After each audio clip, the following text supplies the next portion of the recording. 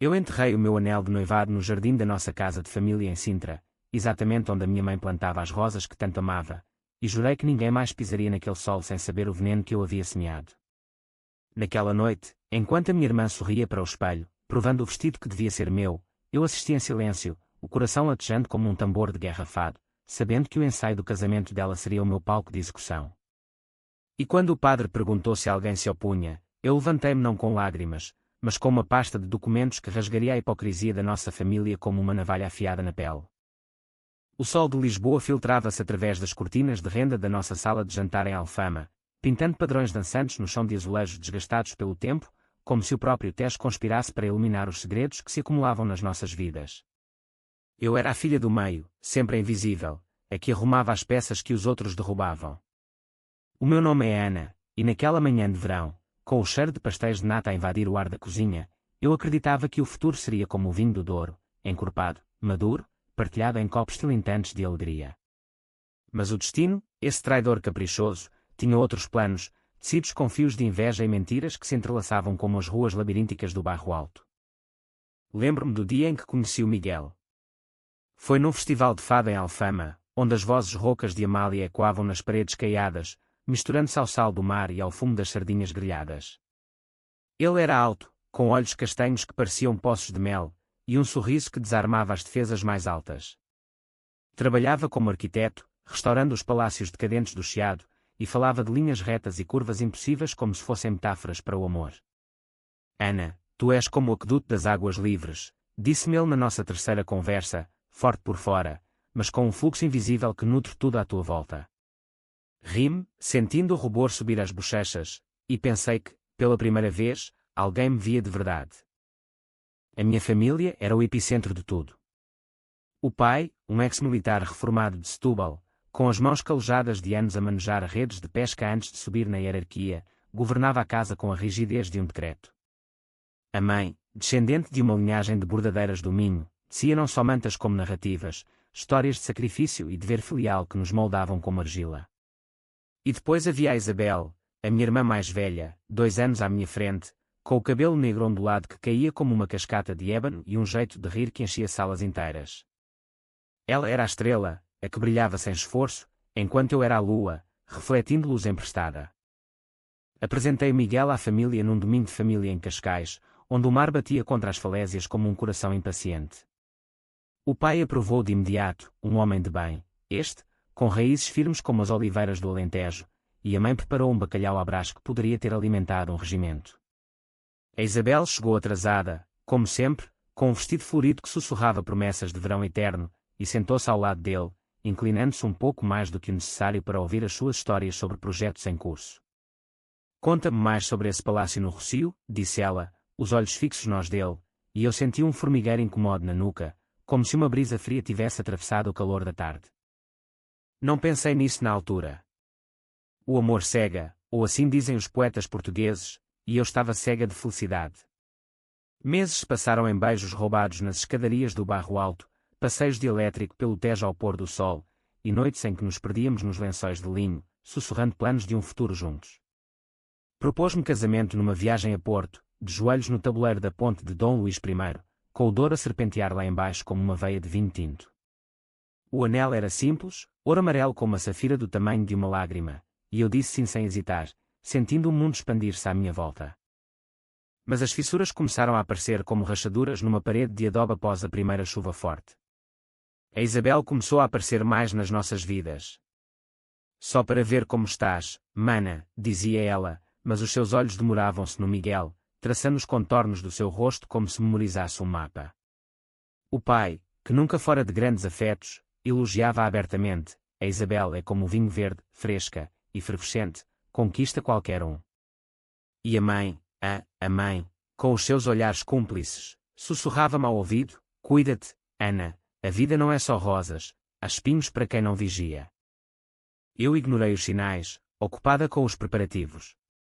Escolhi o vestido numa ateliê em Lisboa, um modelo de renda branca inspirado nas azulejarias mouriscas, com mangas compridas que dançavam como ondas. O casamento seria em Sintra, na Quinta da Regaleira, com os seus jardins míticos e poços iniciáticos, um lugar onde o romance se entrelaçava com o mistério. Convidei 200, incluindo primos do norte e tios do sul, e a Isabel seria a madrinha, a guardiã do meu grande dia. Mal sabia eu que ela já planeava roubar-me o trono. Tudo desmoronou numa noite de outono chuvoso, quando o vento uivava pelas ruas de Lisboa como um lamento de fado. Voltei cedo do trabalho. Eu era professora de literatura numa escola secundária no Lumiar, ensinando Camões e os seus sonetos de amor não correspondido, e encontrei a casa vazia, exceto por um bilhete na mesa da cozinha. Fomos jantar ao cais do Sodré. Volta mais tarde. Beijos, Isabel. O meu coração acelerou. O Miguel não me dissera nada. Liguei-lhe, mas o telemóvel tocava no vazio, e um pavor gelado instalou-se no meu estômago. Cheguei ao restaurante, um sítio escondido com vistas para o Tejo, e vi-os através da janela embaçada pela chuva, a Isabel e o Miguel, cabeças inclinadas uma na outra, rindo de algo que os unia num mundo só deles. Ela tocou-lhe no braço, um gesto íntimo, e ele não recuou. Entrei, o chão pegajoso sob os sapatos molhados, e perguntei, com a voz tremendo como uma folha ao vento, o que é isto? Eles ergueram os olhos, culpados, e o Miguel gaguejou, Ana, é só conversa. A Isabel precisava de conselhos sobre o trabalho dela. Mas eu sabia. Sabia pelo modo como os olhares se entrecruzavam, pelo silêncio que se instalou como uma mortalha.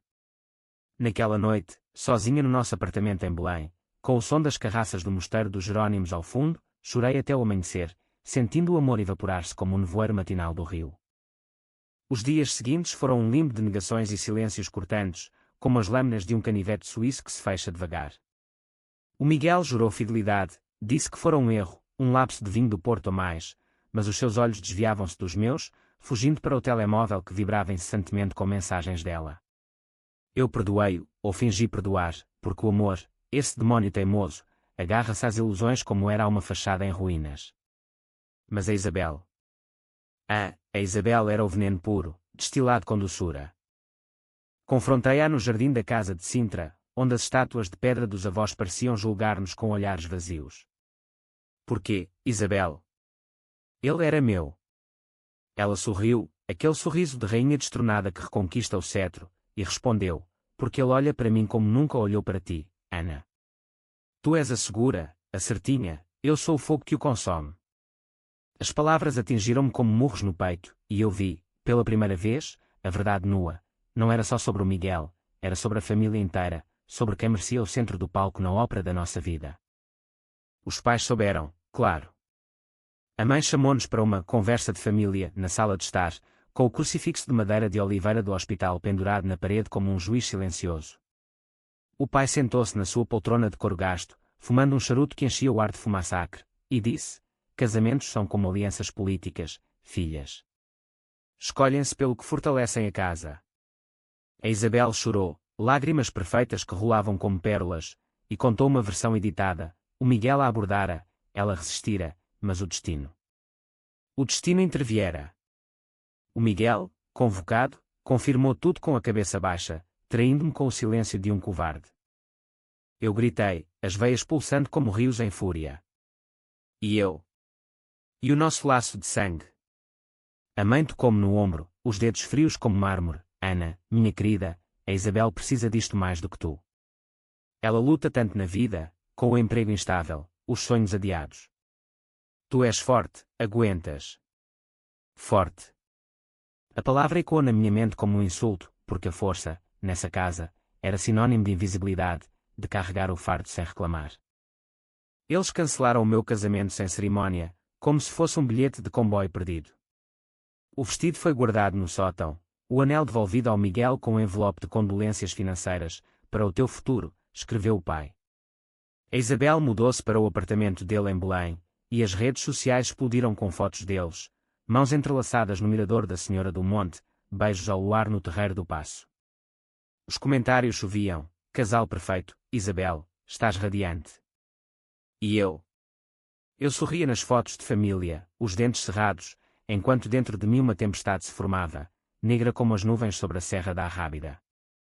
Comecei a planear a vingança não com raiva cega, mas com a precisão de um cirurgião. Na Baonha, onde o fado ensina que o sofrimento é uma arte, eu aprenderia a transformar dor em lâmina. Contratei um detetive privado, um homem discreto de Coimbra com olhos de falcão e contatos na PJ, para seguir os passos deles. Os relatórios chegavam por e-mail criptografado, jantares caros pagos com o cartão de crédito do pai, viagens a Faro financiadas pela ajuda familiar, e, o mais sujo, o Miguel a transferir dinheiro da conta conjunta que ainda partilhávamos para uma offshore nas Ilhas Canárias, um esquema pequeno, mas ilegal, para evadir impostos em projetos de construção. Mas o golpe de misericórdia veio das próprias palavras deles. Instalei um gravador minúsculo no colar que a Isabel usava, um presente de anos atrás, com uma pedrinha de quartzo que ela adorava.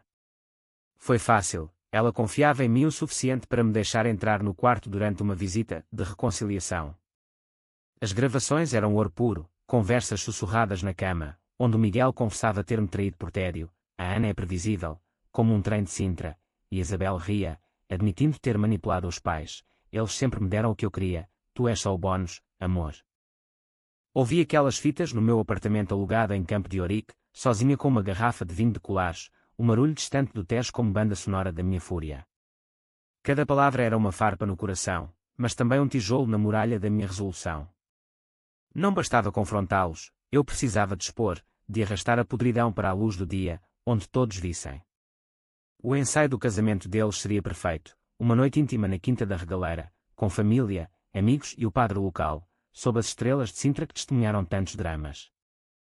Comecei a compilar o dossiê, transcrições, extratos bancários, fotos de vigilância mostrando o Miguel em reuniões duvidosas com empreiteiros corruptos, favores trocados por contratos inflacionados. Adicionei cartas antigas, provas de como os pais sempre favoreceram a Isabel, a herança antecipada da casa em Cascais, o curso de moda em Paris pago só para ela, enquanto eu pagava as minhas propinas com empregos de verão a colher uvas no Douro. Era um retrato da nossa família, uma fachada de unidade, por baixo um poço de favoritismo e mentiras. Enquanto isso, fingia a paz. Visitei a Isabel no salão de beleza encheado, onde ela provava véus como uma princesa renascentista. Estás linda, disse eu, ajudando-a a ajustar o laço, os dedos tremendo de contenção.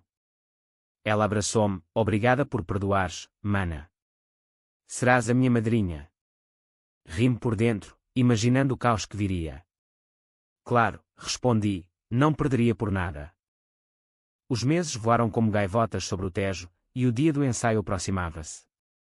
Eu treinava as palavras no espelho, a voz firme como o sino da Sé de Lisboa, não gritaria, falaria com a calma de quem segura um segredo mortal. O pai ligou-me uma semana antes, Ana, vem cedo, há surpresas. Surpresas. Sim, haveria. Na véspera, enterrei o anel no jardim de Sintra, sob as rosas da mãe, um ritual pagão para selar o fim. O sol úmido cedeu sob as minhas unhas, e sussurrei, que as raízes apodreçam com as mentiras. Dormi pouco naquela noite, sonhando com o poço iniciático da quinta, onde o Miguel e a Isabel cairiam, não em água, mas em verdade nua. O ar de Sintra estava carregado de umidade naquela tarde de primavera, com o perfume das mimosas misturando-se ao sal do Atlântico distante, como se a natureza conspirasse para adoçar o veneno que eu preparava.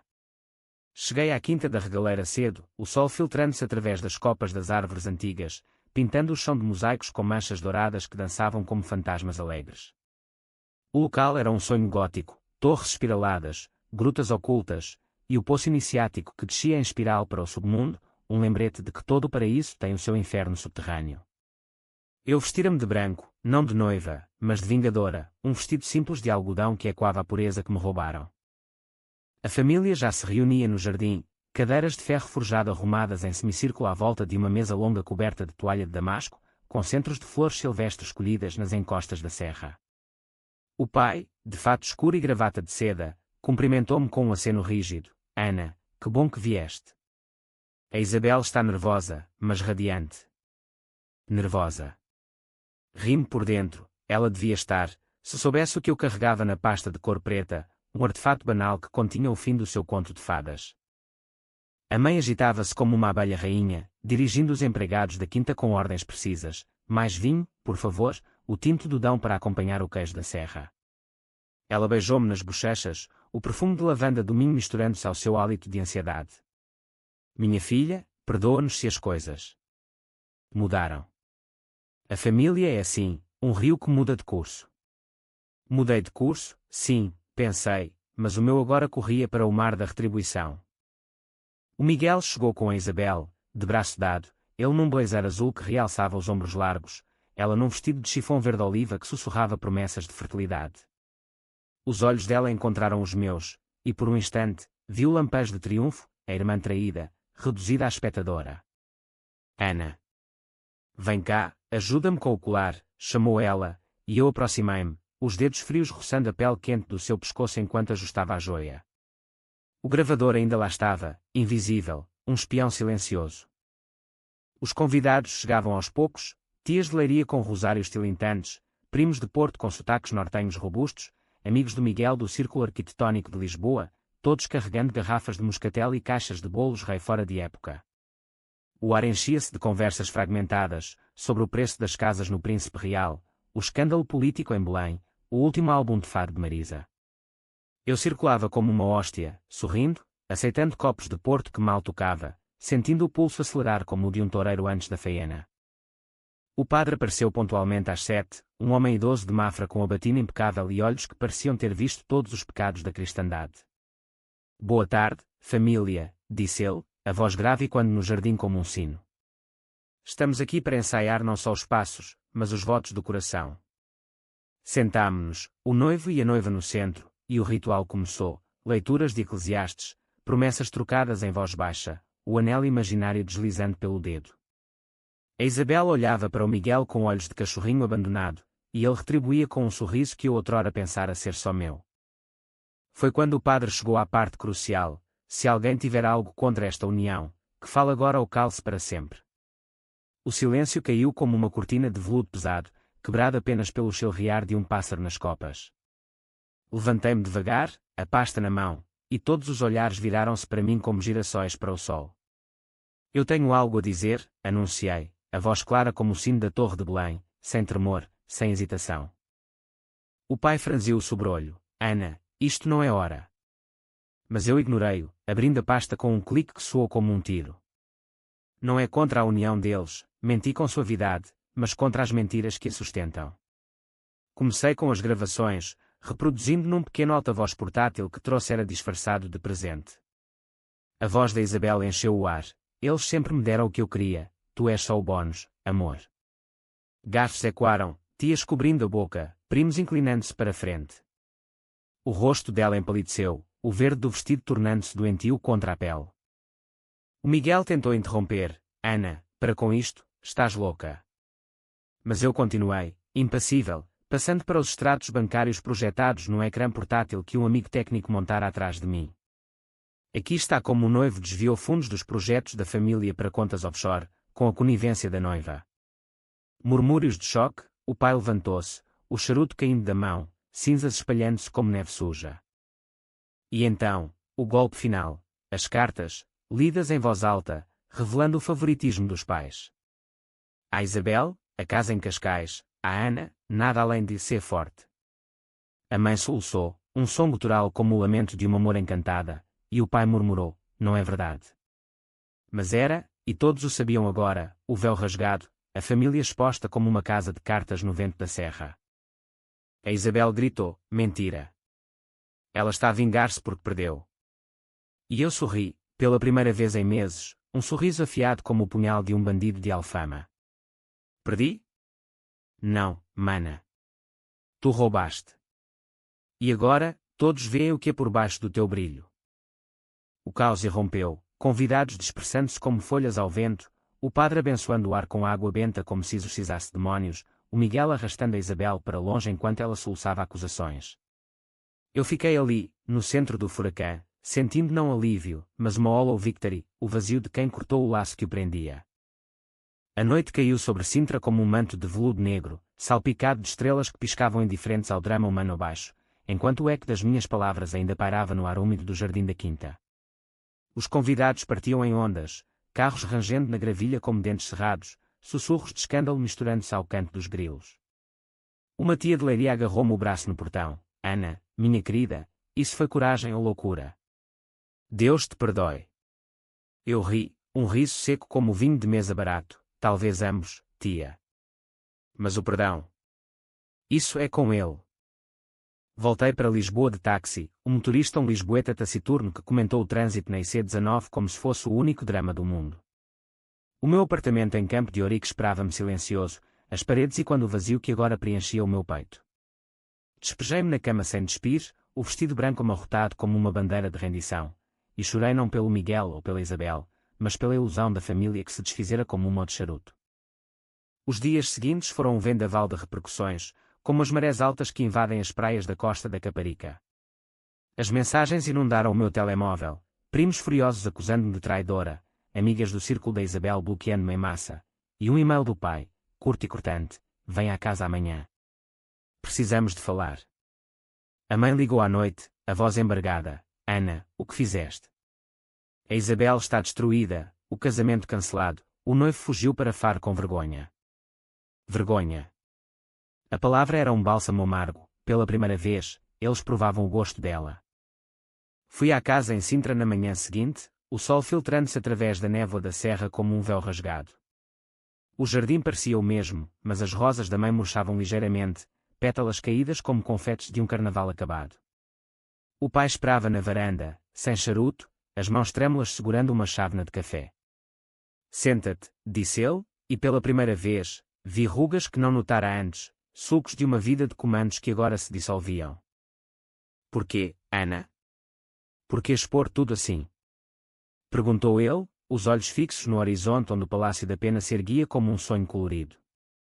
Respondi com honestidade crua: porque vocês me roubaram primeiro. Não só o homem, mas a dignidade. Sempre a Isabel, a estrela, eu, a sombra. Ele baixou a cabeça, murmurando sobre equilíbrios familiares e sacrifícios necessários, mas as palavras soavam ocas, como ecos num poço seco. A mãe juntou-se a nós, os olhos inchados de noites sem sono, o chão de lã do minho enrolado nos ombros apesar do calor. Eu pensava que te protegia, disse ela, lágrimas escorrendo como chuva fina. A Isabel era frágil, sempre a doente da casa na infância, as crises de asma que a deixavam azulada. Tu eras a rocha. Frágil. Ri-me baixinho, e eu. As minhas noites a estudar sozinha, os empregos para pagar o que vocês negavam. Isso não era fragilidade. Ela estendeu a mão, mas eu recuei, o toque agora queimava como brasa. A Isabel apareceu ao meio-dia, os olhos vermelhos, o cabelo desgrenhado como uma coroa de espinhos. Tu ganhaste, cuspiu ela, a voz rouca de fado não cantado. Mas a que custo? Perdeste-nos a todos. Abri a pasta vazia, os documentos distribuídos como sementes de discórdia, e respondi: não perdi, libertei-me. Tu roubaste o meu dia, com o apoio deles. Eu só devolvi a verdade. Ela desabou num choro convulsivo, e por um momento, vi a menina que partilháramos quarto em criança, confidências sussurradas sob as cobertas. Mas o momento passou, a inveja corroera o laço. O pai interveio, propondo terapia familiar, um conselheiro em Lisboa especializado em dinâmicas portuguesas, como os nossos avós resolviam disputas com vinho e conversa, mas eu recusei. Não há terapia para traição enraizada. Saí dali com o coração mais leve, mas ferido, dirigindo o meu velho Fiat pela estrada sinuosa de Sintra para Lisboa, o vento atlântico açoitante pelas janelas abertas. Parei no mirador da lua, onde casais se beijam ao entardecer, e joguei o colar gravador para o abismo, vendo-o desaparecer na vegetação densa. Um capítulo fechado, mas a história longe de acabar. As semanas transformaram-se em meses, e o escândalo espalhou-se como fogo de palha no Alentejo seco. Jornais locais em Sintra publicaram notas veladas: drama familiar adia casamento na Quinta da Regaleira, e o Círculo Social de Lisboa zumbia com fofocas: a irmã traída, que vingança. O Miguel enviou uma carta por correio, manuscrita em papel caro: perdoa-me, Ana. Fui fraco. Mas tu foste impiedosa. Impiedosa. Guardei-a na gaveta, junto a fotos antigas, um museu da dor. Encontrei consolo no trabalho, ensinando os sonetos de Camões às minhas alunas, meninas de olhos sonhadores que viam no amor a salvação. O amor é fogo que arde sem se ver, recitava eu, e elas anotavam, alheias às cinzas no meu peito. Comecei a correr ao longo do Tejo ao amanhecer, os pés batendo no calçadão como um ritmo de samba improvável, limpando a mente com suor e sal. Mas a vingança tem o seu preço psicológico, como um vinho que azeda na garrafa. Noites de insônia, onde revivia o ensaio em loop, os rostos chocados, o grito da Isabel, o silêncio do pai. Um terapeuta, que acabei por consultar, num consultório discreto no Chiado, diagnosticou trauma relacional agravado por dinâmica narcisista familiar. Palavras clínicas para o inferno que eu vivera. Tu foste a cabra expiatória, disse ele, a que absorvia o favoritismo para manter a paz. Paz. Que ilusão. A Isabel tentou contactar-me uma vez, um e-mail bêbado a 1h da manhã, volta, mana. Sem ti, sou nada. Apaguei sem responder, o perdão não era meu para dar ainda. Os pais enviaram cheques, para o teu futuro, mas devolvi-os, rasgados em pedaços, com uma nota, guardo-os para a terapia dela. Numa noite de sábado, sozinha no Barro Alto, entre o bulício de turistas e o fado ao vivo, cruzei-me com um estranho, um escritor de romances policiais, com barba grisalha e olhos que sondavam almas. Vi o que fizeste, disse ele, erguendo um copo de ginginha. Coragem de fado. Falámos até o amanhecer, e pela primeira vez, senti faíscas de algo novo, não amor, mas possibilidade. O verão invadiu Lisboa com o seu calor pegajoso, o ar denso como mel de rosmaninho, forçando as pessoas para as esplanadas do cais do Sodré onde o Tejo oferecia uma brisa traiçoeira. Eu reinventava-me devagar, como uma cidade após um terremoto, tijolo a tijolo, rachadura a rachadura. O apartamento em Campo de Ourique tornara-se um santuário, paredes pintadas de azul céu para evocar o Atlântico, livros empilhados como fortalezas, Pessoa, Saramago, as vozes dos que questionavam o destino. O trabalho ancorava-me, as alunas, com os seus dramas adolescentes de corações partidos, espelhavam o meu, tornando-o menos solitário. Mas a família não desaparecia tão facilmente, era como o fado, que se infiltra na alma e não larga. O pai sofreu um ataque cardíaco em julho, o stress do escândalo manifestando-se em artérias entupidas como estradas no pico de férias. Liguei para o hospital em Sintra, a voz neutra, como está ele? A mãe, exausta ao telefone, respondeu, mal, Ana. Vem, por favor. Ele pergunta por ti. Fui, não por laços de sangue, mas por um resquício de humanidade que teimava em sobreviver. O quarto cheirava a desinfetante e antisséptico, luzes fluorescentes zumbindo como abelhas irritadas. O pai jazia pálido, tubos serpenteando como veias artificiais, os olhos semicerrados reconhecendo-me. Filha, murmurou, a voz fraca como um sussurro de vento. Sentei-me ao lado, a mão na dele pela primeira vez em anos, áspera, mas quente. Perdoa-me, disse ele, lágrimas escorrendo para as almofadas. Fui um tolo, a favoritar a Isabel porque via nela a tua mãe jovem, frágil. Mas tu és a espinha dorsal desta casa. As palavras atingiram fundo, desenterrando camadas de ressentimento. Chorei com ele, um choro silencioso que lavava anos de silêncio. Não era justo, respondi, mas o amor não é justo, pai. É como o mar, dá e leva. Ele apertou a minha mão, e naquele momento, vi o homem por trás do militar, vulnerável, humano.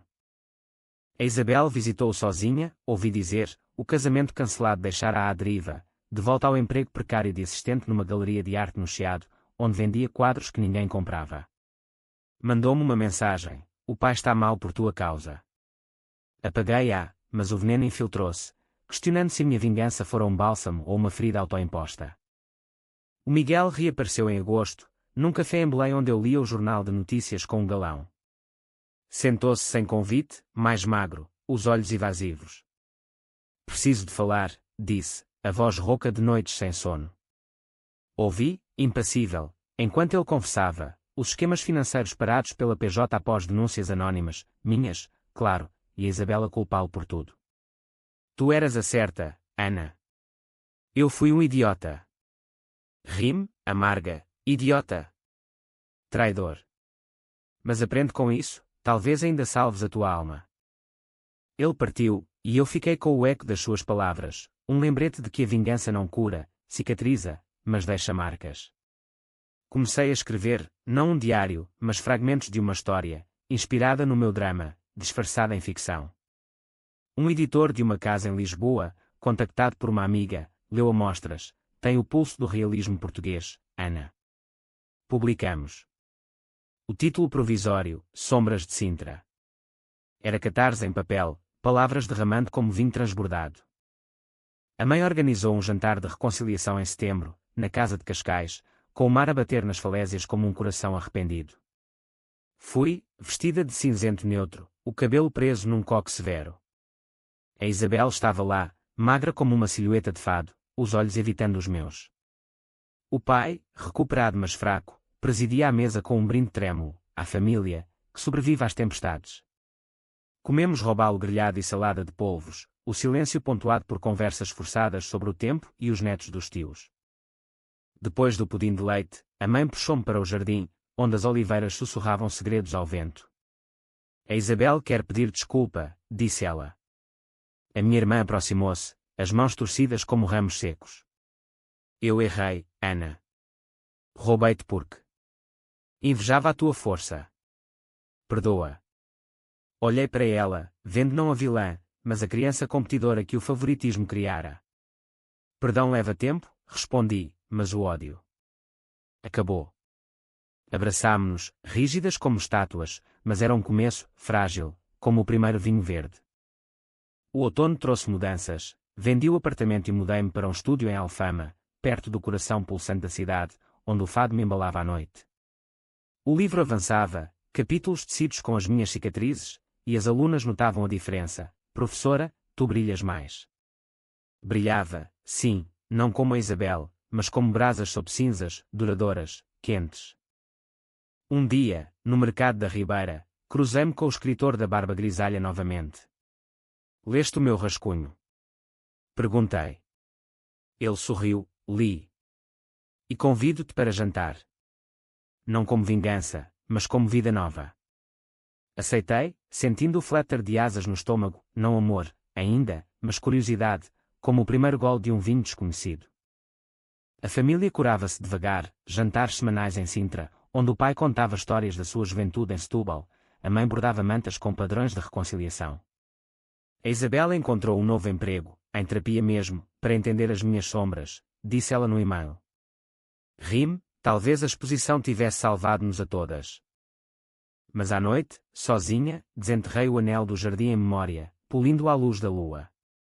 Não o usaria novamente, mas guardava-o como talismã, lembrete de que o amor roubado pode renascer, mais forte, das próprias cinzas. O inverno de 2025 chegou a Lisboa com chuvas torrenciais que transformavam as ruas em rios efêmeros, lavando o pó das fachadas antigas e revelando as verdades por baixo, como se o céu conspirasse para espelhar a minha jornada. O livro saiu em novembro, capas de um azul profundo como o Tejo ao crepúsculo, e o lançamento no Livraria Bertrand do Chiado foi um turbilhão. Amigos, alunas, até alguns familiares distantes enchendo as prateleiras de vozes curiosas. Sombras de Sintra vendia-se como pastéis de nata quentes, e as críticas elogiavam, um drama psicológico que corta como navalha, com o sabor salgado da alma portuguesa.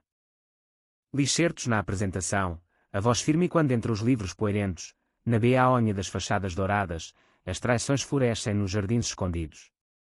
Os aplausos foram um bálsamo, e no copo de Porto oferecido depois, o escritor, agora João, com nome próprio e risos partilhados, brindou, à Ana que renasce. Beijámo-nos pela primeira vez naquela noite, sob as luzes amareladas da Rua Garrett, um beijo que sabia a ginginha e promessas não ditas. A família compareceu em peso, o pai, apoiado numa bengala nova, orgulhoso apesar das lágrimas, a mãe, com um chão tricotado à mão, sussurrando, estou tão vaidosa, a Isabel, discreta no fundo da sala, os olhos brilhando com algo que parecia genuíno, admiração, talvez. Aproximou-se no fim, escreveste a nossa dor, mana. Obrigada por não me poupares. Abracei-a, sentindo os ossos proeminentes sob a blusa, e murmurei, escrevi para curar, não para ferir mais. O pai recuperava-se bem, passeios curtos pela Serra de Sintra onde contava histórias de juventude, pescarias em Setúbal, amores perdidos no mar. Aprendi tarde, disse-me ele um dia, sentados num banco com vista para o Castelo dos Mouros, que o favoritismo é como sal na ferida, preserva, mas queima. Concordei, e juntos plantámos novas rosas no jardim, raízes profundas para um futuro menos espinhoso. A Isabel mudara, terapia semanal, um namorado novo, um pintor de Coimbra, humilde e sem esquemas, e um pedido formal de desculpas numa carta longa, lida em voz alta num jantar de Natal em Cascais. Roubei-te porque me sentia pequena, confessou ela, a voz tremendo como cordas de viola. Perdoa-me, se puderes. Perdoei, Não com facilidade, mas com a certeza de que o rancor envenenava mais a mim do que a ela. Somos irmãs, disse eu, e as irmãs sobrevivem às guerras. O Miguel desaparecera para o Algarve, rumores de um divórcio amigável, de um casamento relâmpago, lições aprendidas na pele. Enviou um e-mail anónimo de congratulações pelo livro, Mereces a Luz, Ana. Ignorei-o, o passado era uma porta fechada, trancada com chaves de memória. Com João, a vida tecia novos padrões, fins de semana em Porto, provando vinhos no Douro, onde as vinhas em Socalco se espelhavam as curvas da nossa conversa. Ele entendia o drama, escrevia sobre ladrões de sombras, afinal, e nas noites, deitados no seu apartamento em Setúbal, sussurrávamos sobre futuros sem roubo, talvez um casamento simples em Alfama, com fado ao vivo e família reunida, não como noiva, mas como eu mesma. No ano novo, na Praça do Comércio, com os fogos a rebentar sobre o Tejo como estrelas caídas, abracei a família sob a chuva fina, pai, mãe, Isabel, todos nós molhados e vivos. Há 2026, brindámos com copos de champanhe espumante, e senti o peso levantar-se, como neve dissipada pelo sol. Mas a verdadeira redenção veio na primavera, quando regressei à Quinta da Regaleira para um passeio solitário. Desci o poço iniciático, degraus em espiral levando-me ao fundo úmido, onde a luz filtrava-se em raios etéreos. Lá embaixo, toquei as paredes cobertas de musgo, sentindo o pulso da terra, antiga, resiliente. Subi renovada, o sol de Sintra banhando o rosto, e soube, a vingança fora o fogo que purificara, mas o perdão era a ponte para o outro lado. Agora, aos 32 anos, vivo em Alfama, com João ao lado e um manuscrito novo na gaveta, uma história de redenção, não de roubo. A família janta conosco aos domingos, risos misturando-se ao aroma de cozida à portuguesa. A Isabel planeia um casamento seu, pequeno, e convidou-me como madrinha.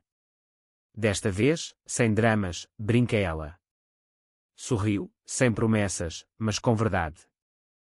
E assim, na beaonha das luzes eternas e sombras profundas, aprendi que o drama não é o fim, mas o catalisador. O amor, quando roubado, pode ser reclamado, não com pastas de segredos, mas com o coração aberto como um fado cantado ao luar.